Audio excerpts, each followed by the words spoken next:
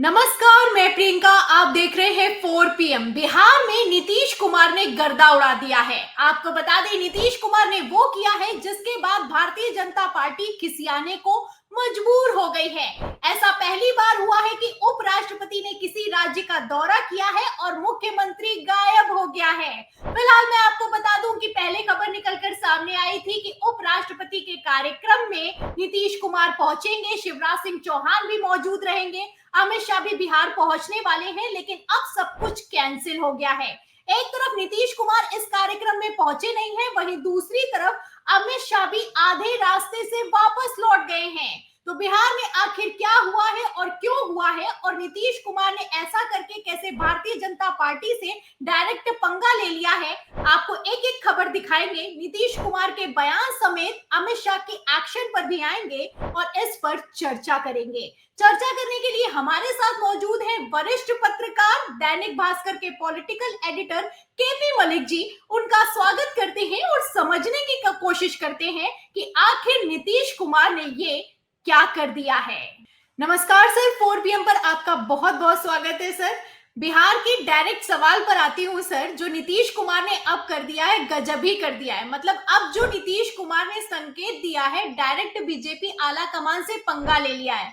Sir, खबर निकलकर सामने आ रही है कि उपराष्ट्रपति जगदीप धनखड़ 101वीं कर्पूरी ठाकुर की जयंती पर बिहार पहुंचे हुए थे। समस्तीपुर में बड़ा कार्यक्रम का आयोजन किया गया। केंद्रीय मंत्री शिवराज सिंह चौहान भी मौजूद रहे, राज्यपाल भी पहुंचे।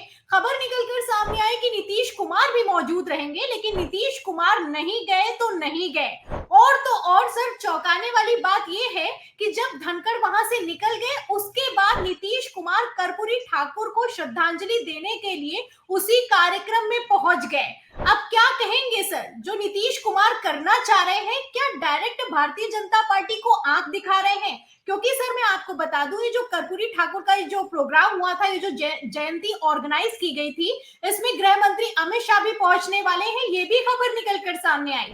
लेकिन अमित शाह गए नहीं और नीतीश कुमार वहां पर पहुंचे नहीं। ऐसे में क्या चल रहा है बिहार में, आपको क्या लगता है? क्योंकि इस पूरे घटनाक्रम को लेकर तेजस्वी यादव ने यहां तक कह दिया है कि नीतीश कुमार मेंटल हो चुके हैं, उनका मानसिक संतुलन हिल गया है, उनको ये नहीं समझ में आ रहा है कि क्या करना है। क्योंकि उपराष्ट्रपति का बिहार में पहुंचना और सारे प्रोटोकॉल की इस तरीके से धज्जियां उड़ाना अपने आप में कोई छोटी बात नहीं है।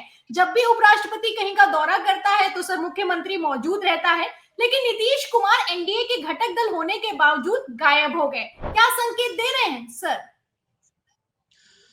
देखिए प्रियंका, अगर आप नीतीश कुमार के पिछले कुछ महीनों के व्यवहार पर नजर डालें तो उसमें साफ साफ दिखाई देता है कि भारतीय जनता पार्टी या एनडीए के साथ उनके रिश्ते बहुत तल्ख हो चुके हैं।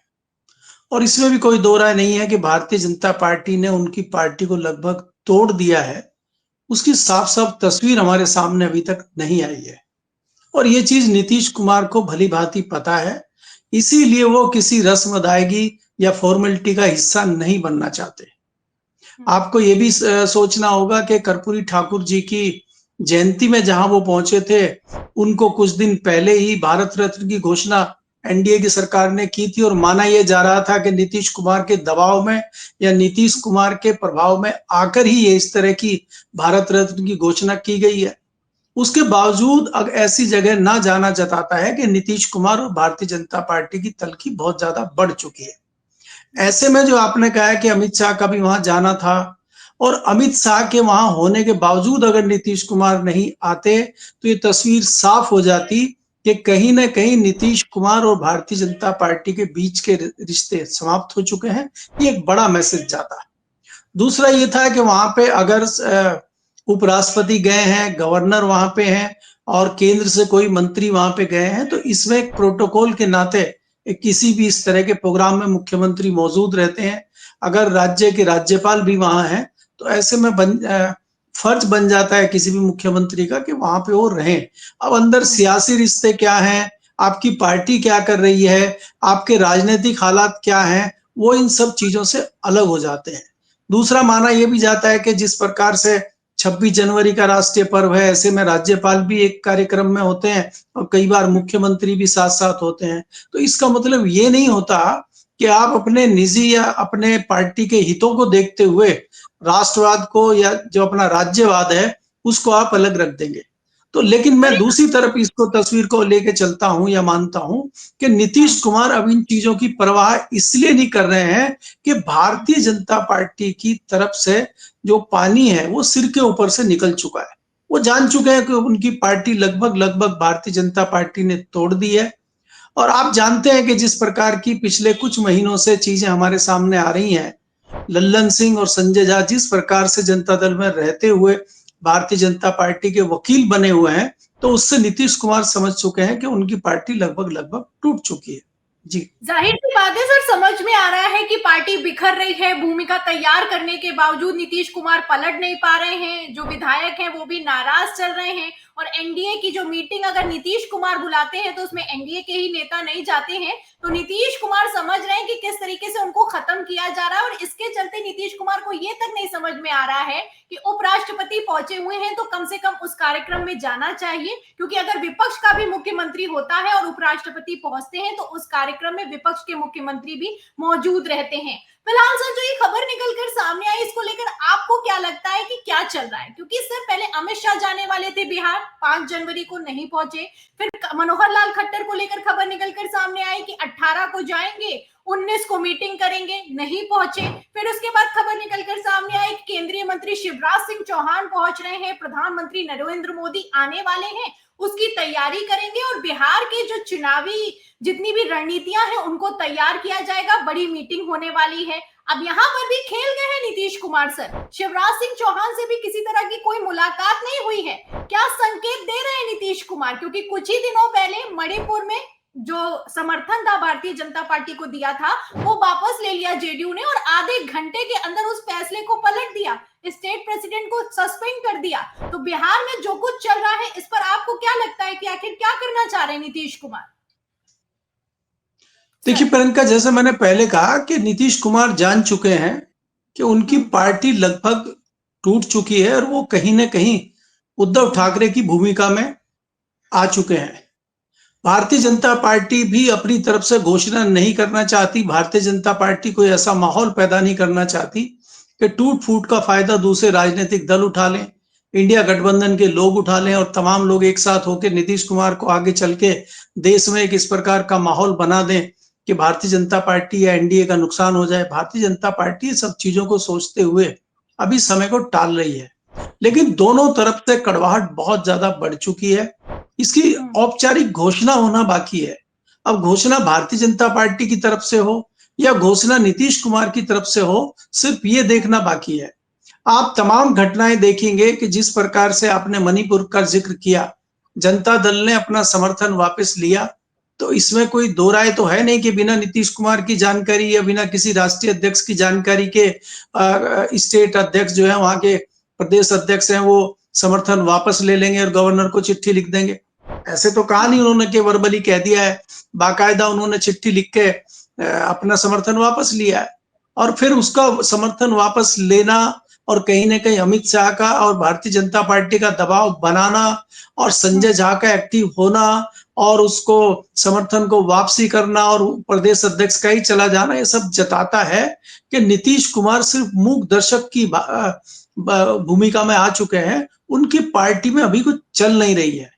अगर वो पार्टी से अलग होते हैं तो कितने लोग उनके साथ आएंगे, कितने सांसद उनके साथ आएंगे, कितने विधायक उनके साथ आएंगे, अभी तक उनको ये भी क्लियर नहीं है। इसलिए नीतीश कुमार बहुत गुस्से में है, नीतीश कुमार बहुत ज्यादा दिक्कत में है, लेकिन अभी उनको समझ नहीं आ रहा है कि कदम किस प्रकार से उठाया जाए या किस प्रकार से ना उठाया जाए। तो जो नीतीश कुमार करने की कोशिश कर रहे हैं साफ समझ में आ रहा है। बिहार में तो खेला चल ही रहा है। आखिरी सवाल लूंगी सर, जो महाराष्ट्र में चल रहा है वो भी अपने आप में बेहद चौंकाने वाला है।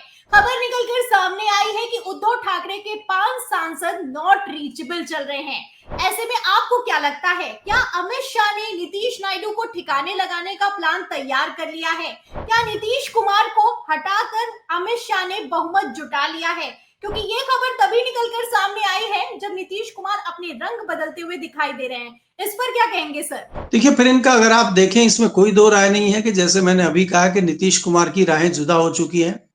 अब उनके साथ अगर 2-4 सांसद जाते भी हैं, तो भारतीय जनता पार्टी को एक हिसाब से नुकसान तो है ही।